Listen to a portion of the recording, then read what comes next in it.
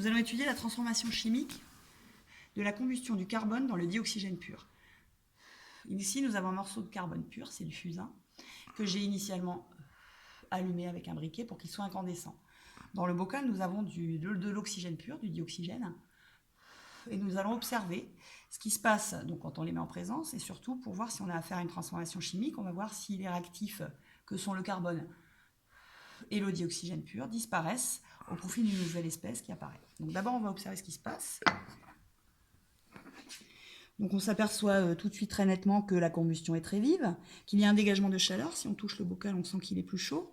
Donc la transformation chimique, si elle a lieu, est exothermique. Le carbone est en train de brûler, donc de disparaître.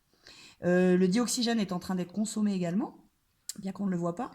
Et donc, si on a bien affaire à une transformation chimique, il se forme un nouveau produit que l'on va essayer d'identifier quand la transformation chimique sera terminée.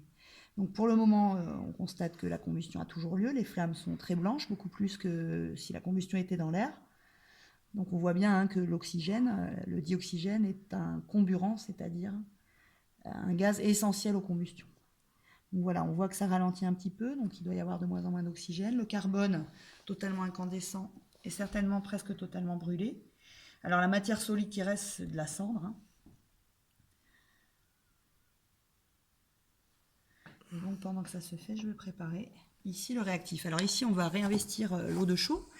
L'eau de chaux, c'est le réactif qui sert à faire le test de reconnaissance du CO2, du dioxyde de carbone. Donc comme le carbone ici brûle dans le dioxygène, O2, on se doute un petit peu de qui apparaît.